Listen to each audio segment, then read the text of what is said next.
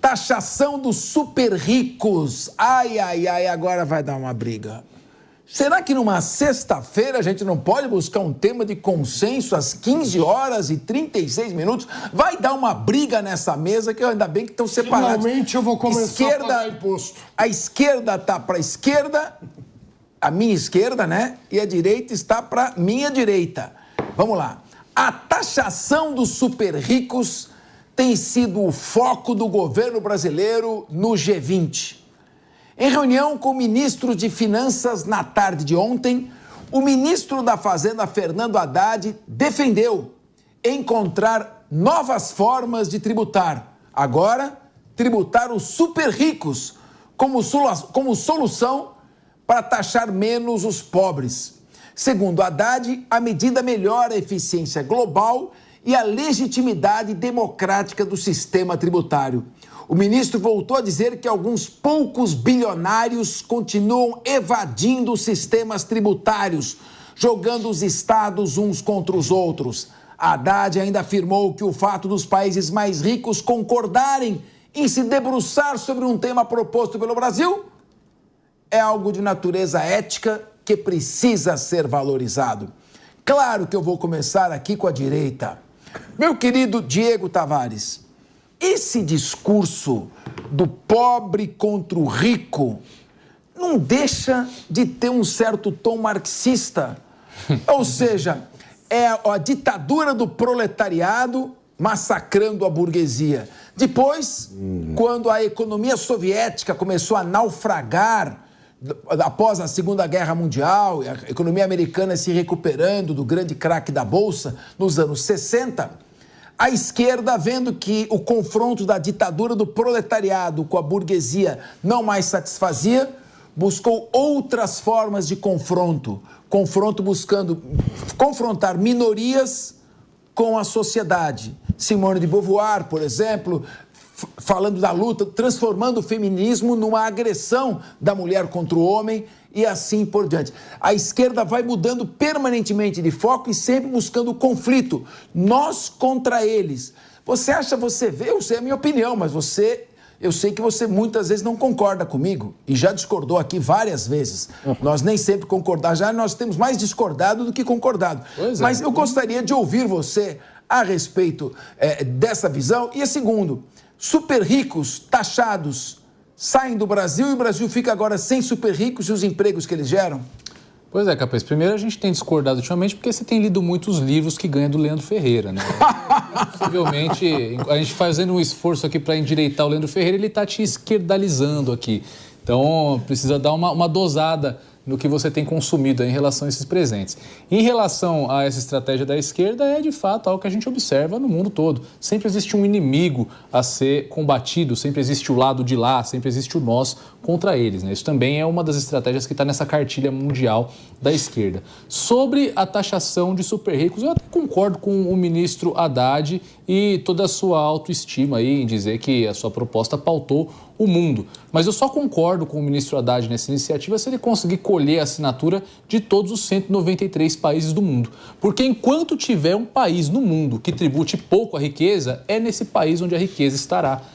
O imposto sobre grandes fortunas ele já fracassou em diversos outros países. Tem o exemplo da França, por exemplo. Quando a França taxou as grandes fortunas no imposto que chegava até 70%, salvo engano, o que aconteceu foi as grandes fortunas buscarem em outros lugares. Quando a gente taxa um rico, o rico não deixa de ganhar dinheiro, ele vai ganhar dinheiro em outro lugar. É isso que acontece. E fazer isso aqui no Brasil é garantir que nós vamos perder investimento, que nós vamos perder dinheiro que poderia vir de fora e ser alocado e gerar riqueza aqui dentro. Porque eu sempre digo, a fortuna de um bilionário não é o cofre do tio Patinhas. O bilionário não pega o seu dinheiro, empilha numa montanha e fica admirando ali a sua riqueza. O dinheiro de um bilionário alocado em um país produz muito mais riqueza do que a riqueza que é produzida pela sua taxação. Gera emprego, gera renda, gera melhores condições, a qualidade melhor dos empregos. Então a gente precisa parar com esse papo de demonizar a riqueza e justamente o contrário, criar boas condições para que mais riqueza seja alojada aqui no Brasil. É claro que quando eu falo que nós discordamos muito, estou fazendo uma ironia, não é? Porque eu te conheço, eu sei. Muitas visões. Foi só para dar uma cutucada no Leandro. E para também também liberar você da obrigação moral de querer concordar comigo, e você acabou concordando mesmo eu fazendo essa jogada para deixar mais à vontade. João Belutti, no momento em que o Brasil apresenta um déficit fiscal histórico, abissal, no momento em que o pé está embaixo no acelerador do gasto público, que aumentam as despesas, as emendas parlamentares, e a única maneira de equilibrar isso é tributar a sociedade, tributar as empresas. Você acha que o governo encontrou um bom bode expiatório para tentar jogar a culpa de tudo e tirar um pouco a sua responsabilidade? A culpa é dos super ricos que exploram esse país. Vamos taxá-los. Seria uma narrativa inteligente, romântica, mas que talvez não funcione? Pois é, Capesi, você vê que essa ideia não é do Haddad, ela é do economista o Tomás Piketty. Ele tem essa ideia e muitos dos chamados progressistas encampam essa ideia. O Haddad, todo dia a gente noticia notícias a ele referente ao aumento de impostos, né? O Haddad, tanto que ele virou o meme dos impostos. Taxade. O taxade. Aqui a gente tributa muito consumo, por isso que afeta os mais pobres, e a reforma tributária não vai resolver, ela foi aprovada em aberto, pode-se aumentar vários impostos ainda e a tendência é que isso aconteça. Agora, o outro ponto é que quem são esses super ricos? Qual que é o teto? Qual que vai ser? Porque para o enorme bilionário, grande produtor, capitalista de fato, para ele um imposto a mais ou um imposto a menos não o prejudica. Agora, para o médio e pequeno empresário, que pode ser enquadrado segundo a lei como super rico, porque não está claro quem vai ser o super rico, para ele afeta e afeta muito. E isso é muito perigoso no sentido de ser um imposto global, né? Dentro desse chamado globalismo, imposto via órgãos não eleitos, porque eu duvido também que ele vai conseguir unanimidade ali, todos os países que tentaram essas ideias deu errado. E como o Diego disse, a fortuna não fica parada, o dinheiro não fica parado, ele gera, ele é usado como lastro de operações, ele tem assessores para cuidar, ele vai para cá e vai para lá, o dinheiro não é parado. Quem gera o rentismo, que é o que tanto se critica, é o governo, que emite títulos e depois tem que pagá-los. O maior gerador de rentismo no Brasil é o governo. Eu vejo como muito perigoso isso, é mais uma narrativa até para tirar o foco dele dessa questão dos memes, que incomodou muito, né? O governo chegou até a responder pelos perfis institucionais, o que é um erro crasso também, usar o perfil institucional para fazer propaganda do próprio governo. Agora eu vejo no perigo disso, do imposto global querendo vir via órgãos não eleitos com total desprestígio dos parlamentos, e não acredito que vai passar. Leandro Ferreira, seria mais uma estratégia de narrativa para desviar a atenção? O tema aparentemente é interessante. Eu pego dos super ricos e dou para os pobres. A ideia do Robin Hood sempre agrada, ela é romântica. Tanto que o filme fez um sucesso, primeiro deles com Aaron Flink. Mas isso não pode provocar, em 1936, isso não pode provocar uma fuga do capital dos super ricos para outros países? Você, Leandro Ferreira, em sã consciência, economista, acredita nessa estratégia? Vamos agora voltar imediatamente ao debate sobre taxação dos super ricos. Estamos em Alice no País das Maravilhas ou Brasil no País das Narrativas? Tô louco para te ouvir, meu economista soviético Leandro Ferreira. Olha, eu deixo o Capês falar essa coisa do soviético por carinho, mas eu, inclusive, acho que a economia soviética foi, de certa forma, um atraso tecnológico, um atraso institucional. Mas vamos seguir aqui para dentro da proposta do Fernando Haddad, que não é só dele, é do Brasil e não começou por narrativa momentânea como querem vender.